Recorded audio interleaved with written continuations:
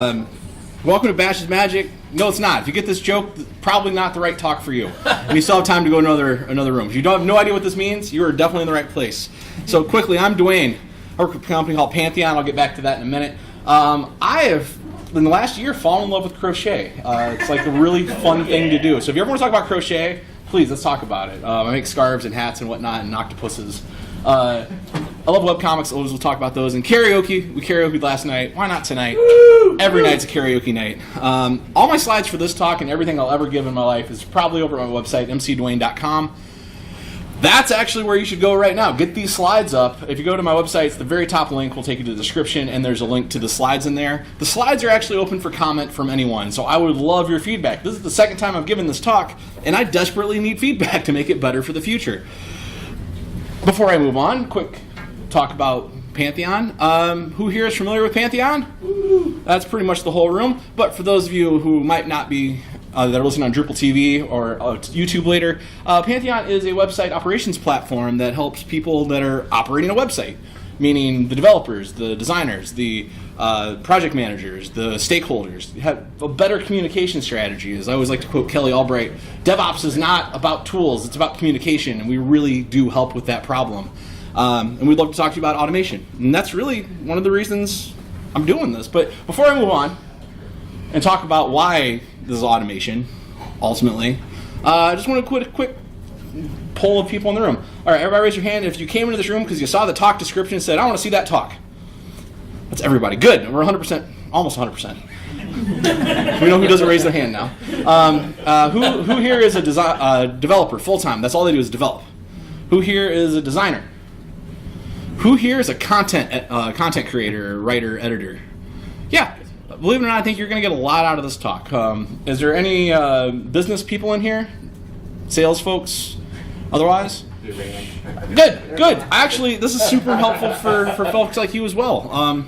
It's helpful for everybody. Who here, this is like it's the ultimate, who here owns a computer? It's still the person on the computer, not raising their hand.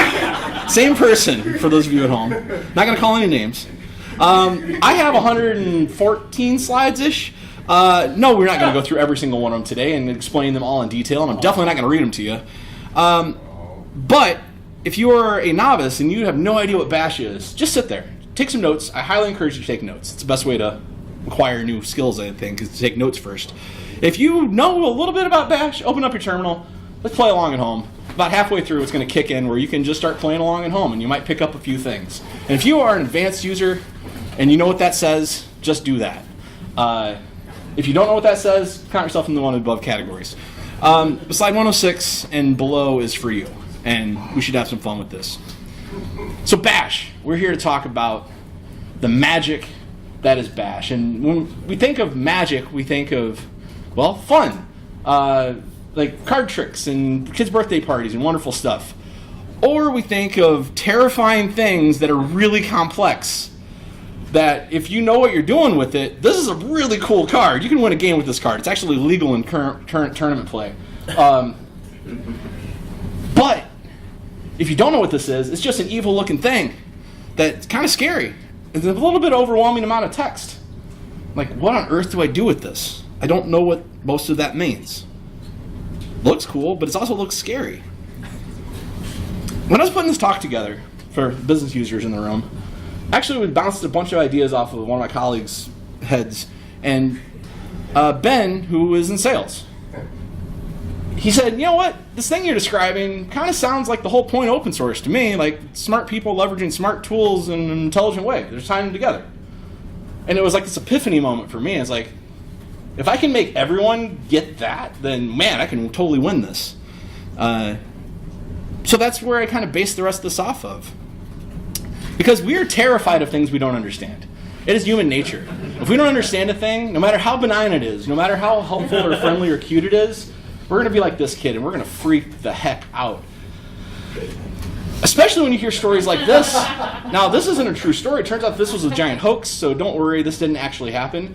But I have seen in production enough in my life people take down entire racks of things by accident. People accidentally wipe out their entire project and they have to start over from the last time they saved. There's a lot of horrible stories where you hear it's like, oh my goodness, Bash is terrifying. Bash is scary. It is the most intimidating user experience in the world. There's just a cursor, and you have to know what to do. And we're all terrified of breaking our machines. We all set up our machines to do exactly what we want them to do, and sometimes it takes us weeks, months. Like, we've been using the same machine for years for a reason. Not because it's the best machine on the market, but because it's set up the exact way we want it. We're terrified of changing that because we know the time investment it took, and who knows how to go through those GUI screens again? Who here's ever set up MAMP? Oh, wasn't that fun to make it agree with your PHP and MySQL version? No, that's terrifying. That's why I use Lando. But every single developer I've ever talked to that uses Bash says, yeah, there's a legitimate underlying fear there. Sure, it's powerful, but don't be afraid of it. Just embrace the thing. And it's easy to say this. It is so easy to say to someone that doesn't know what they're doing, that's scared. It's like, just don't be afraid. But how many times has that ever worked for you when you're terrified of someone that says, just don't be afraid? Don't worry about the giant spinning blades. They're fine. But here's the amazing part. You have at your disposal more raw processing power than we had when we put astronauts on the moon by like a 10,000 factor. An iPhone 5 has 1,300% more processing power than all of the Apollo missions had put together. You're talking about Bash, which is close to 40 years old, and like the technology it's doing. How good have you gotten on like Mac OS or on the iOS just in the last decade? How much better did this tool get over that last same period of time? How many things can your computer do that you currently can't access? Turns out it's almost infinite. Because once you understand like what this does, your machine's yours. And that's not the true sense and nature of open source, that I have the right to look at the code and manipulate the code. But if I don't understand the machine that it's running on, that only gets you so far. So you can unlock all of the potential of your machine through this wonderful, wonderful little thing called Bash. But why would anyone in this room actually care to do Bash?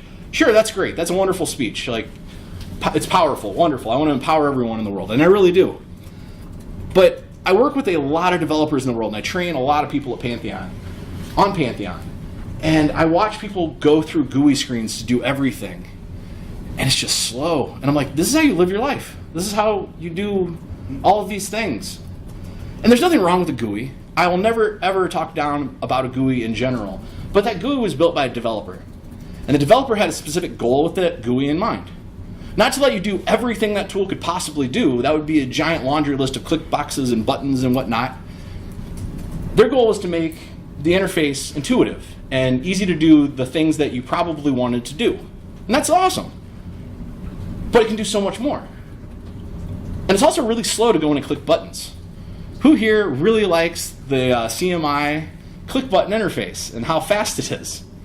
Not a single hand. Drush is so much faster to get your config imported. It's just ridiculously much faster. It's like, I don't even know why we have a GUI, honestly. It's just that much faster. But it's not just that it's one individual button click. It's the fact that you do the same button clicks over and over and over and over and over again. Real life story, I do a weekly demo of Pantheon about half the weeks of the year, and I have to open 8 tabs for it. And at the end of it, I have to do like 6 cleanup steps to put myself back to a proper state so I can do that demo again. And I got sick of doing it. So I have 2 bash scripts. One opens, one closes. The close does all my cleanup work for me. So instead of 8 tabs I need to manually open, I run one script. Instead of all these cleanup steps I have to do, which include git pushes, I just run a script, and it just does it. So you can speed up everything immensely. And eventually you're going to run into a tool with anything you do in computer science, not just web dev, anything, where someone's going to say something like this. I got a tool for that. It's in the repo. Just go grab it. And if you don't know what that means, they might as well be speaking some weird foreign language that like makes no sense, because they literally are. They are speaking the language of Bash, which is, we'll talk about later, this beautiful common language that we all share, even though no one's quite as fluent in it as anyone else thinks they are. We'll get to that. And the real power here is that we know that fundamentally that advanced developers can take these things called scripts and literally do amazing things with it. In the speaker notes for these slides, which you have full access to, is links to all this stuff. This is Telnet, blinkenlight.nl, where you can watch all of Star Wars in ASCII. This is just Bash, people. You can do anything with it. But that's why. Because you can do things faster, you can automate all the things. And if you can automate one thing, you can automate literally anything. So if I can automate Chrome opening 8 tabs, or Firefox opening 8 tabs, I can automate calling a third-party tool to do a visual regression test. There's no difference. Bash doesn't care what the file does. It just is doing the exact same thing. But what did I just say? Bash is doing something? So what are we talking about here? That's why you came in this room. We're talking about the Born Again shell. This is the official logo for Bash. It's in the repo. It's beautiful. So why is it a Born Again shell? Because there was a guy named Stephen Bourne, and he worked for a company called Bell Labs. And they wrote this thing called Unix. And there was Berkeley Unix, and there was Bell Labs Unix, and there was early day Unix. And he realized that there's this fundamental problem that they had to solve. And what he's tried to solve was, inside of this beautiful file system that is Unix, how do we move things around, and how do we read those things to know what to do with them? And that's literally what shell is. It's a shell access. He's not the first person to write a shell. He wasn't the last. But we'll talk about why this was actually super valuable. But let's get there later. So what does Bash actually do? For those of you in the room that have ever looked at the Wikipedia article like I did, you'll see this. I love this definition, and I think it's way too long at the same time. Type commands, cause actions. That is the fundamental thing you do with Bash. Now, for those of you who don't use Bash, does that sound fundamentally scary? That you can type a command and it will do a thing. Anybody? All right, no hands went up. And I don't know if you're just shy. If you are, that's fine. But is this scary? A telegraph.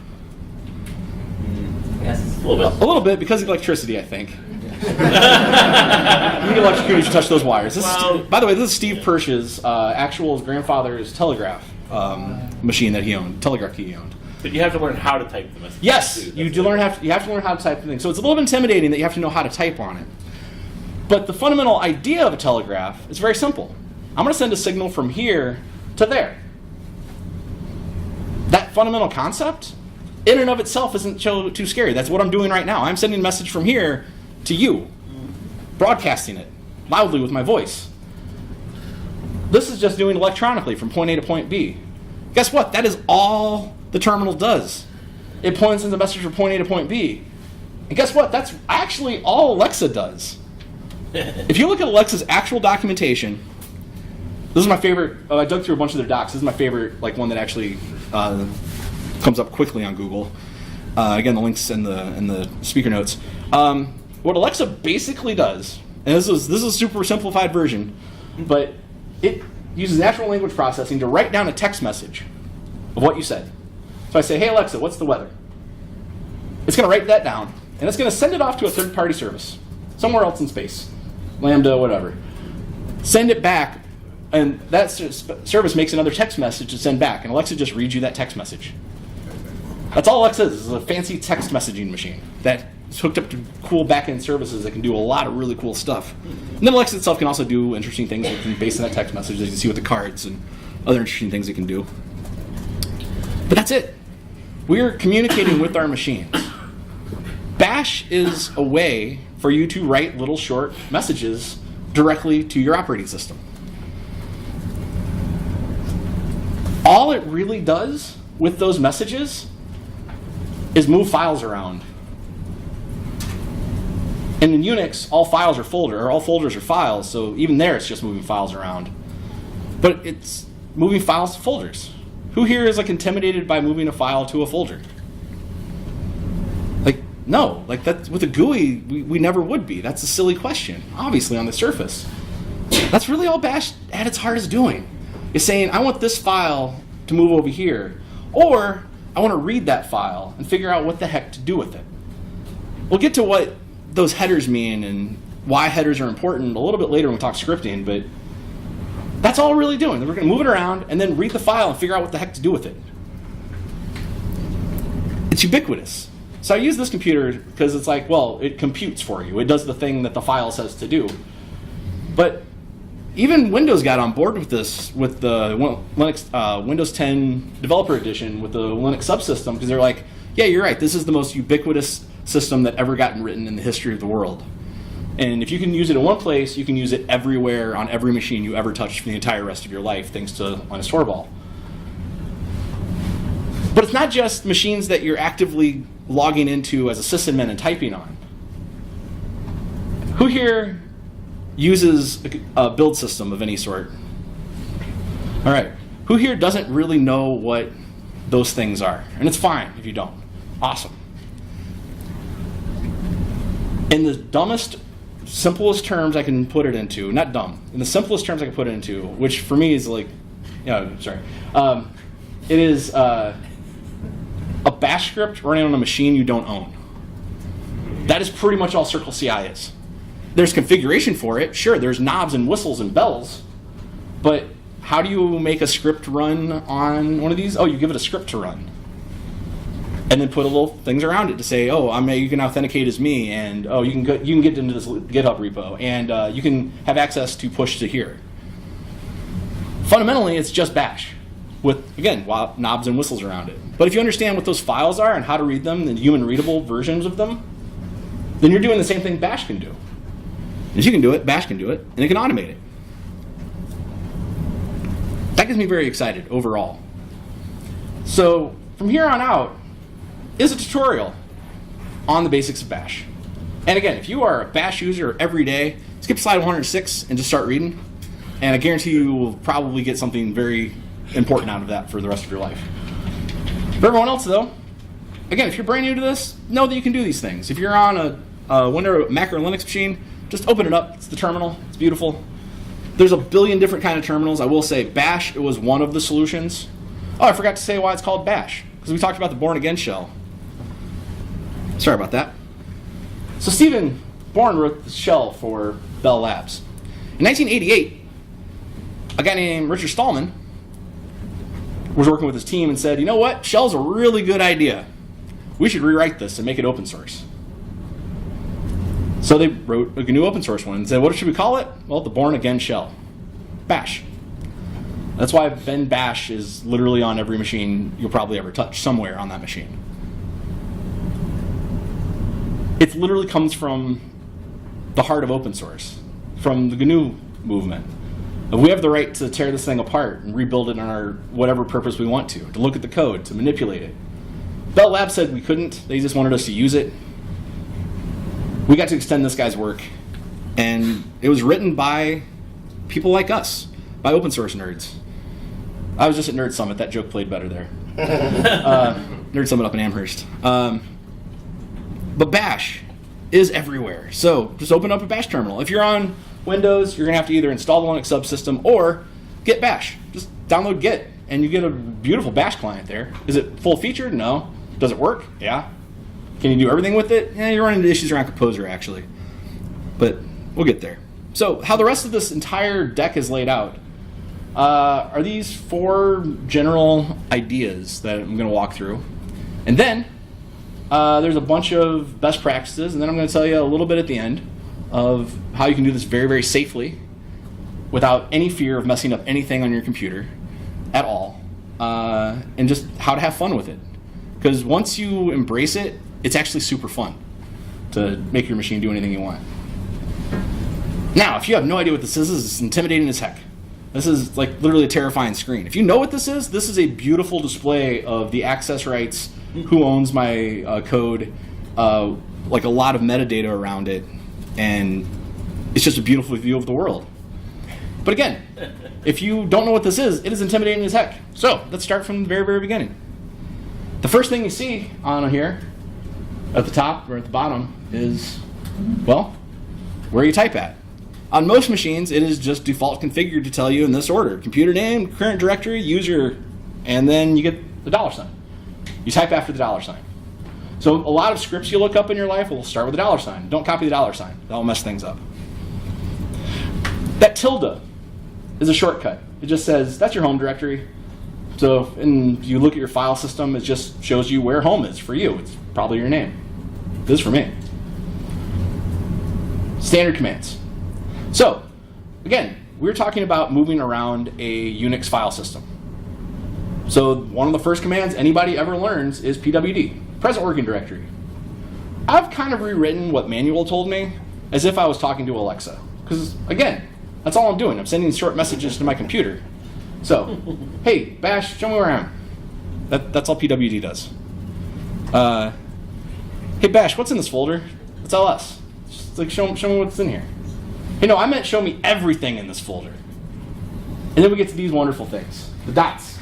You get dot by itself is a hidden directory, which means present directory. So you can actually invoke tools to say, do this in the directory you're in, without having to type out where directory you're in. You can just say, hey, I'm referencing myself. I have to explain recursion before I could explain that, but that's all that is. 2 dots means to level up. Dot file name means hide it from me. So if I say, show me everything here, great, show me everything here. There it is. Hidden folders are really nice because they're like Git. You don't really want to see your Git folder all the time, but it's really important it's there. So you need to check on it from time to time. Who likes reading manuals? Awesome. I want everyone to love manuals. Manuals work on planes. If you're ever like, I don't have anything to read on this plane, I got 15 minutes to kill, type manual, or type man and any command in the world. And probably it's already in there, well written. Even manual itself. You can man. That's what I did at the bottom. And it tells you, like, very plainly, where it is. So up here I did a ls-a. And said, hey, show me everything. And this is where most people start getting a little lost, honestly. Like, okay, well, how do I remember these flags? What does these flags even do? There's a zillion variations of this command. It feels like there's a zillion. There's not. There's like 40 or something. How do I find them all? Oh, yeah, it will literally tell you. Just man ls. And it will tell you what every possible flag is. And in your spare time, again, when you're airplanes, like your Wi-Fi goes out on you, well, time to learn what ls does. Click in. I've crawled through a lot of manuals. It's actually really fun after a while. Just don't experiment with the RM command. Yeah, we'll get to that. We'll actually get to that. Good point. We haven't got to that. So far, all we're doing is reading. All we're doing is saying, hey, tell me where I am, tell me what's in here, tell me everything in here, and then go, tell me what the manual says for this command. Then let's actually do stuff.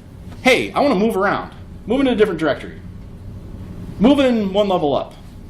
One I just recently learned is cd dash. We'll get to that later on, but it's actually super cool. But now we're just moving around. Again, we're not affecting anything. We're just jumping around to where we're looking. Now we can start doing stuff. Hey, let's make a directory. Make a directory, make a new folder, put it where I say. Copy something, put it from here and there. Move it. Move is actually super powerful because move just doesn't say move it from here to here. You can move something from where it is to where it is with a new name. So you can rename a lot of things very, very fast just by moving them all. Again, there's 1,000 flags to this. You can do very, very specific things. You can rename entire sets of directories with one flag. It's pretty cool. You can remove things. And this is where all those horror stories you've ever heard in your life came from. Not from this command. This is actually a pretty safe command. You'll remove a thing at a time, and you can't remove entire directories. So if you're running RM on a file, you're going to remove that file. Just know that. But if you're on this, which a lot of things you'll see online will tell you, is RM minus RF. This is literally the only thing I think you should be wary and scared of in the entire talk, is this command. Forget this folder, and you're shouting this, by the way, because that's what the F means, force. R means recursive.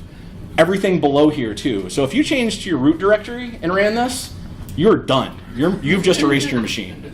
You could probably get it back somehow with a backup time machine, but you have just removed all your files. Don't run this unless you specifically know what you're doing. If someone's told you to run it, if you're working with other people, wait for someone to tell you to do this before you do it. But this is the only real danger. This is the big red flag. Because you're removing things. You can add things all day and move them around and copy them and make directories, and no one's really going to get mad at you because you moved a directory. Just move it back. Just moved it. That's all you did. But don't force things. And if you're like, what did I just do? History's there for you. In fact, how I made these slides is I ran a history and looked back over a 2-week period of my life and did an analysis, which is also in the speaker notes from back on how this deck works, of how I use bash. Like just from a 2-week snapshot of like, these are the commands I actually run in my daily life. Clearing the screen, I use constantly, so much that I aliased it. I'll get to that in a second. That's what C is down there. That means clear. So I shortcutted it. Open. Oh, this is fun. Open things.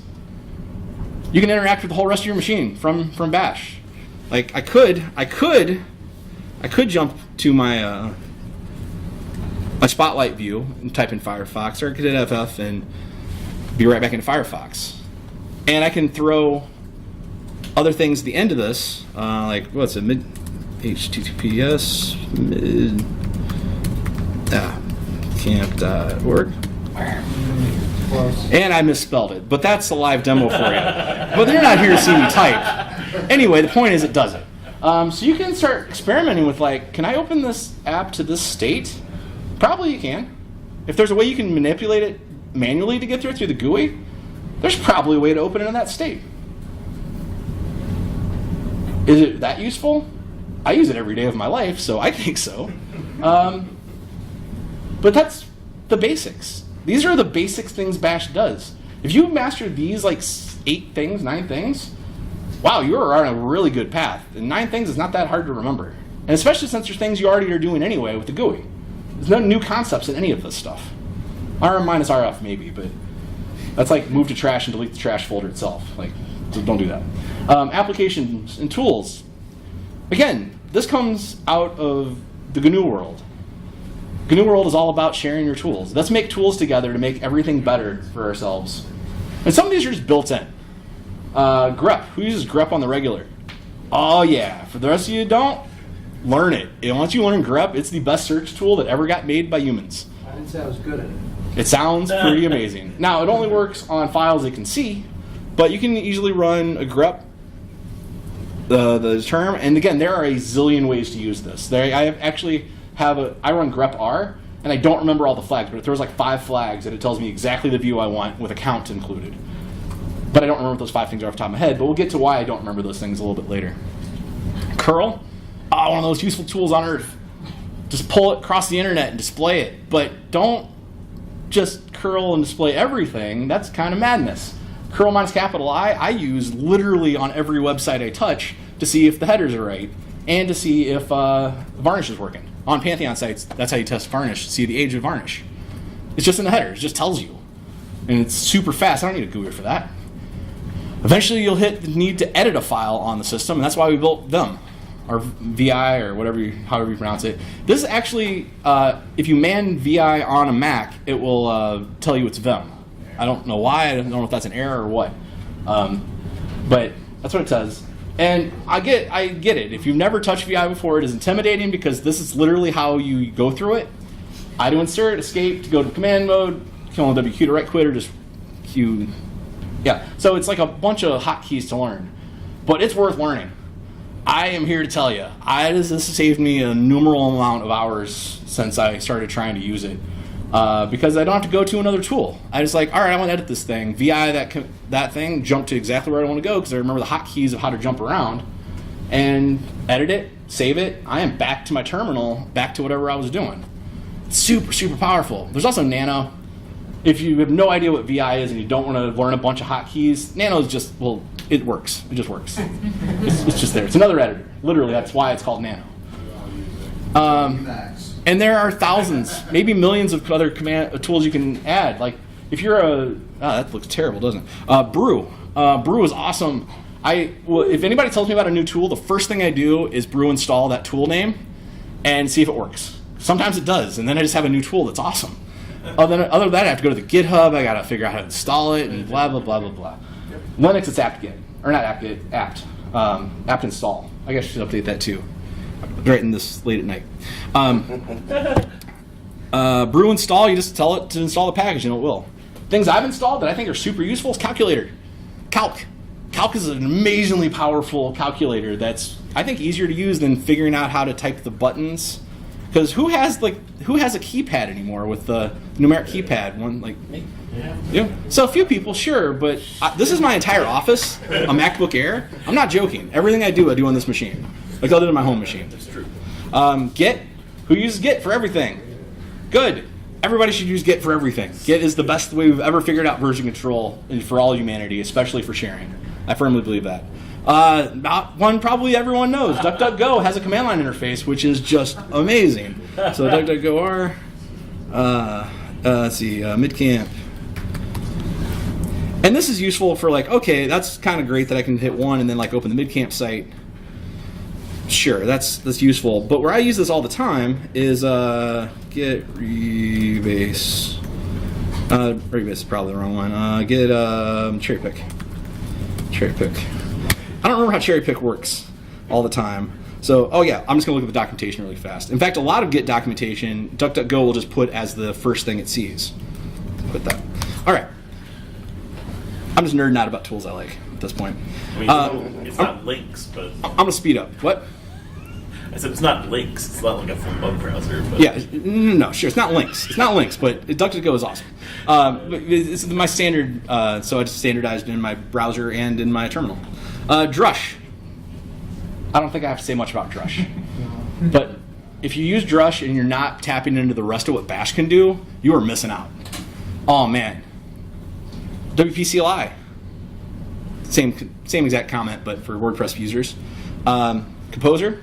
It's not it's not an option anymore. This is something you just need to know. And again, if you are using Composer without understanding Bash, it's confusing and terrifying. Once you understand, I'm just reading a file and pulling things off a shelf based on what's in that file, that's not scary at all. I mean, that's a really simplified version of what Composer is, but that's basically what Composer is. I'm going to read a file and pull things off a shelf based on what's in that file, and that shelf just happens to be the internet. For any of those, too, Composer, Drush, you type Composer help, Drush help, WP-CLI, or WP help, it gives you all the commands. That's an awesome point. This stuff was all written by us. Behat, same thing for behavioral-driven testing. Backstop for pixel-to-pixel differences. It was all written by people who embraced the open-source ethos. And they used tools that literally taught them how to use the tool from within the tool. The manual was there, so they wrote a manual and help docs within the tool. So excellent point, man. And it's not just what I showed. There are thousands, maybe millions more. GitHub is literally built off the back of this. GitHub, for all its bells and whistles and wonderfulness, is an online implementation of a shareable Git repo. That's what its heart is. And what's the point of a Git repo? To share and collaborate with code. All of these tools are somewhere on GitHub, somewhere. All right, but that's a lot of typing. That's an awful lot of typing. And that's where aliases come in. Aliases work out of this idea that I can set up a profile for myself as a user. So these globally true things that if I type out the full address of open applications/firefox.app, it will open up Firefox for me. Or I can just type FF and it will do the same thing because I can write an alias for myself. And I can also tell Bash where stuff is located. I've installed a new tool. Great. Bash does not know it's there. I set a path for it, and it sure does. So, aliases. Aliases can do a lot of cool things, but it's basically, when I type this, do this instead. It can be a very short string. It can be a very, very, very, very, very, very long string. There is literally no limit to how long your Bash aliases can be. I've seen ridiculous ones that take up full pages. But they do amazing things. Yeah, Doug has got one. You and I both cover our typos with aliases. Yeah, exactly. I type SL probably about a fifth of the time I do it. I got tired of typing CL, so I alias CL to C, which is clear. Get Porsche Origin Master, I hate typing that whole out. GPOM, every time. It just works. And now I have to type, WE, that's how I check the weather. That just gets me to the telnet to the Weather Underground server, so I can just type in where I am, and it tells me where I am. Paths, I'm not going to go into paths, but this is just, again, tell Bash where that tool is, so when you say open it, do that thing. But aliases actually, this is a very short section. Aliases enter the other world of what's the real power here? Because sure, this is great. These are all shortcuts, basically. Everything I've shown you can do through the GUI. The problem with aliases to some extent is like when you try to use someone else's computer, you can't remember the actual command. There's that problem, and that's specifically why I'm talking about Bash and not Z shell, or one of the other amazing shells in the world. Because this is just an implementation of an idea. Yeah. There are a lot of other open source implementations of this idea. But isn't it great when you get on a computer and they have the same idea they've already put them there? That rarely happens, but it is amazing when it happens. Like LS should anyway. LA should always be LA. That's my point. I'm not going to talk about this, but this is like how you invoke it. If you're doing this as a tutorial later on your own, that will be useful. But now we get into like the real honest power. And I said earlier, like we're going to talk about why Bash took off and why shell won, and why we use and what we think of as a shell isn't C shell. C shell still exists. The K shell doesn't. It still exists, but we don't use it. The Krish, there are 1,000 other shells that people have written, but none of them took off. Even Bourne himself said C shell is a more elegant solution, except for if I want to script things. Because what he did is he figured out the problem, I'm forgetting the term off the top of my head. The problem of I want to feed output from one command as the input of another command. Piping. Yeah, what'd you say? Piping. Piping. He figured out the piping problem. And it's inherent to the way he wrote shell and why we wrote Bash that way. So a shell, so that's getting a little advanced. But there's this is a shell script. In its simplest terms, why am I pointing at things? I got screenshots for this. We start it with, well, there's a hashtag, which means this is a comment. I'm going to ignore this thing, except for the very first line. On the very first line, I got this out of order again. I'm sorry. I keep trying to improve the order of this, and I keep messing it up on myself. The very first line says, hashtag bang, also known as shebang. I don't think that's where we get the whole shebang, but that's literally what it's called, the shebang. Everything after the shebang is going to tell you how to run this program, Bash. And if it says Ben Bash, it knows, okay, I'm going to run this as a Bash because that's where Bash is stored. It's Ben Bash. Okay, I got that. I know what I'm doing with that. If it's just a single hashtag by itself, I'm going to ignore it after that. So when I said this is Bash's magic, comment, no, it's not. That's what that joke is. If for those of you who didn't get that when you walked in. You're just going to name a file .sh. Doesn't matter what's in it. Just as long as it starts with that, again the shebang at the top, it's going to know what to do with it. As long as you give it permissions to do that. And this is where a lot of people like start getting lost, like, oh man, chmod's hard. And it is. The first time you encounter change access mode, change access control list, change file modes, that's what it is, change file modes. It's confusing. It's like, what on earth am I doing? There are like a billion ways I could do this. For those of you who are brand new, and like I've never written a bash script before, and I don't know where to start with this, literally, if you run chmod 775 in the name of your script, it just works. That says I, the owner and maker of this thing, have full edit access, and I can do anything to this file I darn well choose. Everything else that can see this file can read it. This is a very safe way to run files. If you don't know what you're doing, this is pretty safe mode, standard safe mode. There's safer ways to do it. You never want to hit like all zeros, and you kind of lose access to that file altogether. 777 says anyone can rewrite this file, and that's dangerous as heck too. But again, this is getting into the weeds. If you're going through this by yourself, this gets interesting. We're starting to run out of time, and I wanted to get to some Q&A. Then when you run this stuff, it's really easy. Just // name of the file, and it just runs. You can also create your own user ben, so the tilde/ben. Start stuffing your own commands in there that will work globally. So when I type, I'm going to clear this. I type list.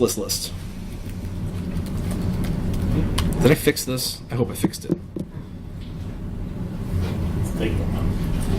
You know what? I'm gonna stop. You can also kill out anything by Control-Z, and you'll jump out of it. I'm gonna do list. List is another app I wrote. Little thing I wrote. And what list does is it goes and looks at my live website and makes sure that I'm up to date, and make sure that my auto updater ran, and it did. So I'm up to date. I didn't have to do anything. No updates present. WordPress. Oh, yeah, it's a WordPress in my blog. Ignore that. Ignore that. But that's all it is. It's like that little file called list. I don't need the sh in there anymore because I threw it in a ben folder and it knows what to do with it. Again, don't need to absorb all that today. Just know that's possible. So what can you do with scripts? everything, basically. Again, let's go back to what we just were talking about. Bash moves files around, it can read files, it can open things. So Bash, go over to all of these websites. I actually rewrote this. This is what I was trying to run earlier with list. I rewrote this, and I think there's a bug in it right now, but it's on my gist. That's in the comments, not the comments, the speaker notes. Go to this list of sites that I maintain, and then go run through them one at a time and do the exact same thing I just showed. Give me a list of all the plugins and themes to make sure they're all updated, and that all of it's. As an administrator, I don't want to spend any of my time going in and clicking buttons, but I do need a way just to very quickly see if it worked. So once a week, I do this on Friday afternoons just to say, hey, list. Okay, we're up to date. Good. I don't have to do anything. And that's my entire update process for all of my WordPress websites. Open all of these files. No, it checks. You're right. But from my point of view, that is my update process week to week. Like, I don't worry about it. I know the machine did it because the output, the test result, was all I had to look at. So that was my update process. Look at the test result. Open these websites in Firefox. Trivial, sure, but this is literally how we run the weekly demo on Wednesdays at 10 a.m. Pacific time. It's exactly these things. You want to see the weekly demo? Here it is. This is just open source. Well, again, the links are down in the bottom. You want to build a website on Pantheon? I built a tool for you to build as many as you want to build off of a CSV because I had to do 80 sites in a day once for a class. And this does all the handoff as well to organizations and individual users. And it's some pretty complex stuff to going around and clicking the dashboard. Each site would take me about 4.5 minutes to do it by myself, going through the dashboard. I timed it.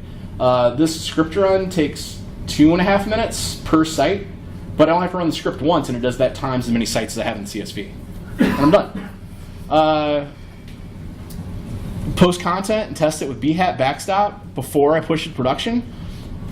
I'm a little weird, I'll admit. So when I write my blog posts, I write them all in Markdown, store them in GitHub, and then I tell my machine, hey, go grab them from GitHub, go throw them up on a dev environment, make sure that everything worked with Behat, because I make tons of typos, obviously. And if that all worked, push it to test, and then let's go make sure pixel to pixel it's the same thing. Did my config break anywhere in that cycle? And if that all worked, let's go ahead and push it to live. I do that for content every time, and that's for my blog. Like, I have no readers, I don't care. But this was fun to build. And also, this saves me hours of my life, because I don't want typos on my blogs. The only user of my blog that I care about is me in the future. So I can go back and say, where did we go sing karaoke last year when I was in town? Where did I eat last time I was here? What sessions were cool? Hey, I heard about this idea in a session, but I don't remember who said it or exactly how they phrased it. I know, I'll jump to the directory that I store all of these files in locally and grep them for keywords and see what comes up. And I can search all of my notes like that every time without thinking about it. Ultimately, I want to update sites and visual regression test them to make sure they didn't break. And maybe throw in some Lighthouse tests or some Behat tests or Selenium, or throw a test name out there. Sometimes I want to do that automatically every single time there's an update available. This script's freely available from Pantheon. You're more than welcome to tear it apart and do anything you want with it. And it will do all of these amazing things. All right. We're getting to the home stretch here. Last 15 minutes. 10 minutes. One of the coolest things about Bash is that this is a universal language. Everyone here probably knows a little Bash. There's probably people that don't, but for everyone that came in this room like, I know a little Bash, you might not have got anything out of it so far. I asked this question literally on February 22nd and was overwhelmed with the responses. Like 30 people immediately gave me replies. So I wrote down a few of them. Aliases already talked about. Using the up key to do the last thing you just did. Yeah, I hate typing, so here's everything I just ran all day. I guess I was in that folder for a long time testing this little script, fun game I'm writing. And autocomplete. So, where am I going? So clear. Oh, yeah, there's multiple things to clear in it. What's a better one? What's something really long? Terminus. Yeah, terminus. I love that sound. I really do. But it will autocomplete for you. If it's something like very long string, I don't even remember where I'm at right now. Where am I at? WD? Oh, I'm just in my home directory. Doing all this. Change directory Cala. Yeah, all I had to type was K. Clear. Change directory K, and then tab, and it auto-completed for me. You don't have to type whole things. Control-E, Control-A. Oh, this saves me so much time. Because you can like type however long you want to. Like, oh, I gotta get back to the beginning of the line, Control-A, I'm back to the beginning, I can change it all if I want. Oh, I want to get to the end, Control-E. And if you know Emacs, you probably don't need this lesson. Because that's how Emacs works. Reverse command search, not going to explain that today. Go find that one on your own. If you don't know it, that will change your life. Asterisk. Asterisk, the wildcard character.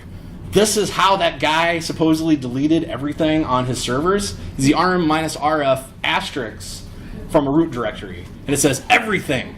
It turns out it was a scam, but you should never do that.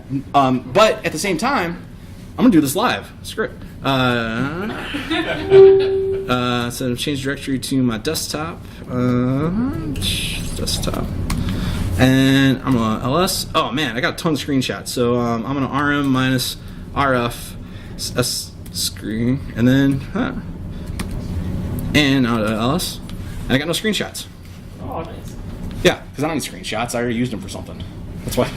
I either renamed it to something useful or I don't need it anymore. That's the power of it. Tab, pipe, arrow keys. Pipe is how you pipe something from one to the other. So I could do an ls like I did there, or I could do an ls and let's clear this here. Clear. Ls and pipe it out to a file called dearlist.txt.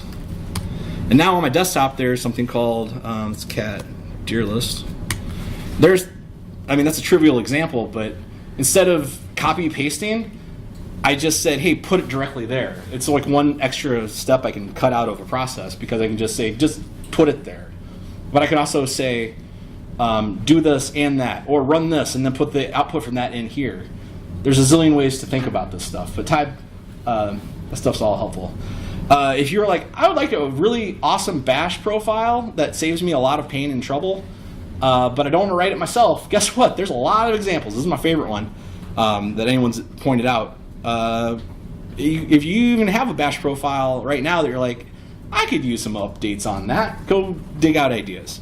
My favorite one that anyone told me, and I had never heard of this before, is cd-, which is basically last channel button. It's the last thing you did. So if I am clear change directory to something like change directory to mc/private. I hate that sound. I can't. MC Dwayne, and then it's private. Oh, that's why. Dwayne.com. Yeah, there we go. Private /scripts. So I'm in my scripts folder, and I can cd-. That's cool, I can get up there, but I can also come right back to there. So I can start jumping around directories with last channel without having to type. It's already saved me like a paragraph worth of typing in the last month. And then there's this. This is Applied 106 that I mentioned for advanced people. I ask people inside of Pantheon, like, hey, what's the super advanced pro tips I should know that I could share with people? They're like, yeah, bash strict mode. And I said, bash strict mode, what's that? And then I went and looked it up. And if you are new, don't do this. Because this will, very common things that you're learning when you learn bash won't work with us. This is the strictest mode. This will fail at any conceivable fail point. But you want that if your script is running a Kubernetes cluster that keeps up 1,000 websites. This is literally a forced thing. You can't have a script inside of Pantheon that doesn't have this at the top. There's also other things, but I'll talk about those in resources. But ultimately, this stuff's everywhere. Once you learn the basics of bash, you can drop into any machine in the world and learn bat and like just go for it. Don't be afraid of it. It's there. And literally for everything else in the world, just search. Just search. There's probably someone who's written a fully detailed step-by-step tutorial for anything you could conceivably want to do with bash. It already exists on the internet. Just ask the internet. I didn't remake this GIF. I used the same GIF when I teach Git, but it's the same principle. I want to learn how to do this thing through the command line. Oh, just tell me how to do it. There's what I was talking about with the, it just tells you the docs up front. But here's the fun part. of course, this all sounds overwhelming, and there's probably a lot of applications for your work. But honestly, the command line is fun. People have been thrown out of universities for wasting all of their time all night on command line games. True stories. Like, go look up the history of Berkeley. It's amazing. The game that they were playing, it's called Zork. There's other names for it. There's other games like it. There's a lot of other games like it. The first computer games I ever played in my entire life were text-based games. Telehack. You can command line into Telehack if it's up and running. This is the other thing with Telehack. It's on a weird port, and it is not always great. But you can just go there from your browser. That's a tab. Telehack. How's it start? You were in a room. Telehack, yeah. So here it is. If you do this through the browser like here, this is not your machine. There is nothing you can blow up here. You can do any command you can dream up. You could try to RMRF right here. It wouldn't work. It's not built for that. But I can also say Zork. Okay. And now I'm playing a game called Zork. And I have to figure out what I'm doing. And if you like the game Myst or remember that game, I'm dating myself there. Yeah. Yeah, I want to quit. Yes. Yes. And again, if you mess up, it will just tell you what you're doing wrong. And I'm just going to force to quit. Session closed. There we go. Because I'm not on my terminal. Because I always use the green screen on my terminal. Anyway, it's a really fun thing. And you can just run through these commands and be like, wow, I didn't know my computer could do that. I didn't know my computer could do that. I didn't know my computer could do that. Telehack is fun as heck. You can play Zork, which is a really fun game for free. You want primes? Oh, print primes forever. You want to write type things in very large, awesome, blocky characters in the command line? It's called Figlet. It's awesome. You want Cowsay? Here's where it came from. Star Wars. Like, that will play the Star Wars that I was talking about earlier. And thousands of other articles. The 3 pillars of good bash. So I said bash strict mode. Those are the other 2 things that we use internally at Pantheon. Shell style guide. Google Shell Style Guide, and Shell Check, which not going to get into today. If you're an advanced user, just go dig into those, and it will literally change the way your bash scripts look and feel. I don't use them for my personal bash examples, so if you look at the bash examples, they're not there. But again, if you're learning this stuff, it actually gets in your way a little bit.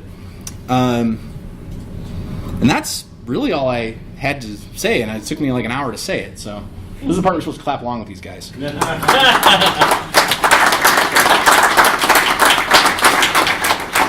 again, I'm Dwayne. I didn't update this slide apparently to get the right feedback, so I'm just going to erase this live. Screw it, we'll do it live. Sorry about that, everybody. I thought I had updated that, and that's it. So for the rest of it, I got Q&A, but man, there's no way I'm an expert at Bash. I'm not. I know what I know, and I know it's shared with you that right there. So instead of a Q&A, where you're asking me a bunch of questions, I'm happy to answer. Happy to try to answer. I'd like to turn this into a conversation, where if anybody has any Bash tips that they want to share, because I know somebody's got itching one, like, well, you forgot this one, or you didn't say that. Nope. Let's get them out there. Doug raised his hand first. Open your terminal. What? Open your terminal. Here it is. Command K. Command K. That's clear for me. That's clear for you? Yeah, C enters for me, so Command K, clear screen. Beautiful. Beautiful. You just saved everybody an alias. Oh, no, he was next. Oh, sorry. Zish versus Bash? Yeah, it's another shell. It's just the same thing. I was following along and everything with it. But Sure. Are there certain things that one can't do over the other? Okay, so Zish is basically an implementation of Bash with all of like the power features figured out and turned on already. And if you're an advanced user, you're probably going to like Zish better. If you're not a power user, terminal, the way I'm showing it here, Bash is vanilla. It's everywhere. If you know Bash inside and out, yeah, Zish is probably a good choice. If you don't know Bash inside and out, learn Bash first. That's my solid advice on that. Because you're never going to drop into a random Linux server that hasn't been updated in 5 years and find Zish there. You're just not. Guaranteed you'll get a Bash shell.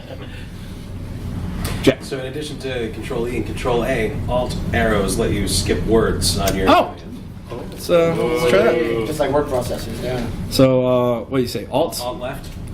Alt left. Oh, there you go. Alt left. Dude. We're learning together. Yeah. We're learning together. All right, what other tips we got?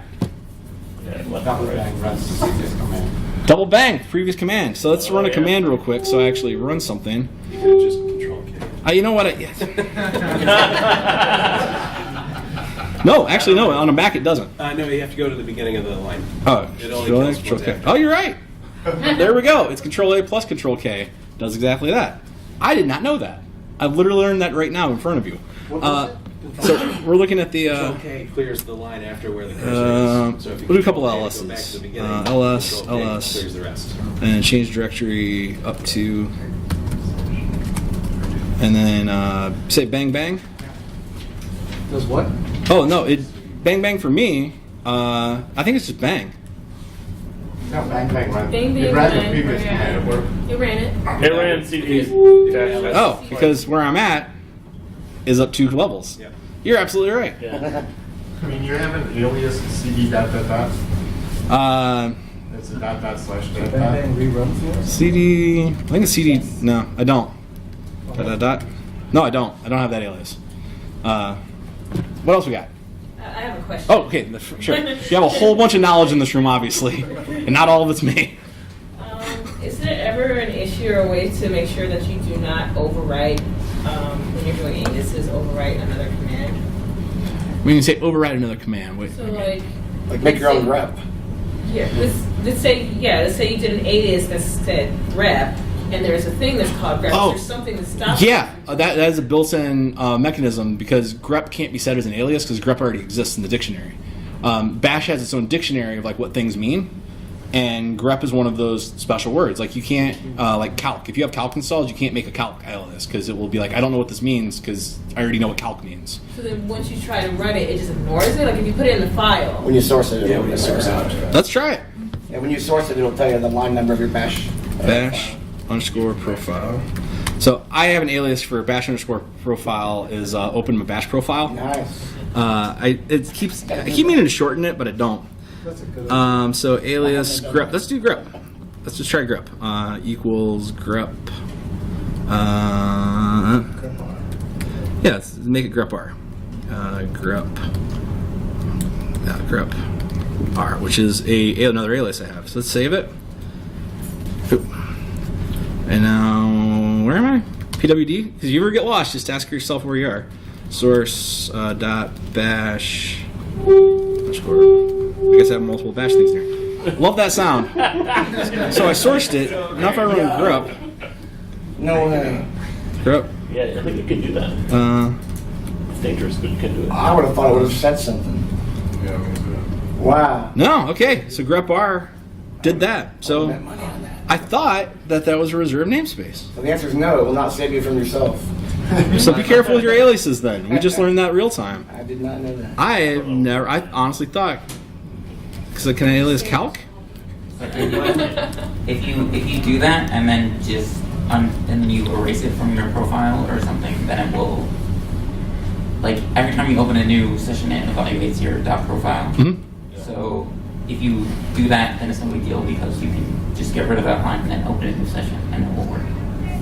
Yeah, Right, but like if you're putting those aliases and you're not, you don't remember, like you're not going to check this constantly. It's like, okay, I use this, and you put something in there, and all of a sudden it starts overriding something else that you've installed. You may not realize what's going on. sure. Try it live before you put it in your file. That way you can just exit out and come back in and it's gone. Yeah, apparently you can overwrite that. I honestly was mistaken. Me and Doug both learned something right now from you. Thank you. Yeah. So be careful. The thing is, this is completely optional. All of this stuff is completely optional. Completely optional. And the only reason you'll probably ever make one of these isn't because someone told you to make one. It's because you got tired of typing out, like, where's grep r?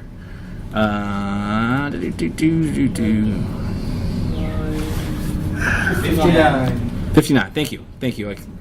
Yeah, grep minus capital R IN. I got tired of typing that, and I don't even remember exactly what it does. I just like the output of that better than regular grep. Recursive, case insensitive, and the line number. Yep, that's it. Yeah. It's sensitive. I knew I was sensitive. Zelda. You can bash install a Zelda game, which is actually really fun. I got tired of typing Python, so I typed Py. But these are things like this will be your experience with bash, and you'll probably never make one of these until you are already using the other command anyway. So like that's probably why we've never encountered it. Is if I need grep native, I just use grep. Like I don't need grep RIN unless I want to run grep R. I have a quick question. Yep. So the prompt. Has anybody done anything magical with the prompt? And how is there a quick and easy way to do it? Yeah, here it is. And there is a zillion things you can do with it, but it's PS1 equals. Okay. And you can actually have a PS2 as well. So like append to it. Like let's say you want to append what branch you're in. That'd be nice. Yeah, that's entirely possible. It's but I don't remember how to do that off the top of my head. But it's possible. But you can, yeah. If there's a path for it, there's probably a way to do it. So the source. Yeah, I just use another shell for You know what? I got an alias for this. I'm just gonna I think refresh. in some versions of like ZSH, it might even have that already built into or something. Maybe that's a certain setup though. Yeah, it's not reading it. Did I hit save? I feel like I have some servers that I used to go into. If it had a branch, it would actually show it there. All right. Well, I don't know what I'm talking about on that one, on the PS2 one. Anyway, but yeah, that's what you do. You can rename your PS1. PS1. PS1. But you just look again. This is one of those millions and things. There's 1,000 things you can do with it. Someone's written a brilliant tutorial. It's just out on the internet. Yeah, just search it. Yeah, but it's possible. Thank you. I just ran into a problem with Windows. I was trying to do a CD into a path with an optional directory. And in some ways I couldn't use the parameters. In other ways I couldn't change the directory because it was doing it in a different environment when it returned to the thing. So the only way I was able to do it was to write a function. Mm-hmm. And then it would execute it Yeah. in the same environment that I'm in. So there Yep. are some things that seem to work. So but they really do. Thank you for that. Actually, I didn't talk about functions. You'll run into sometimes you're like, I want to do an alias, but it's really complex. You can write scripts inside of your aliases called functions. I just am personally of the opinion if I'm going to do that, I'm going to go ahead and make a whole script out of that because it's easier for me to track. You have to do the / or alias. The functions are good. I'm not saying they're not. It's a personal preference thing. But we're out of time. Thank you very much. We're actually way over. Thank you for everybody for the tips and tricks.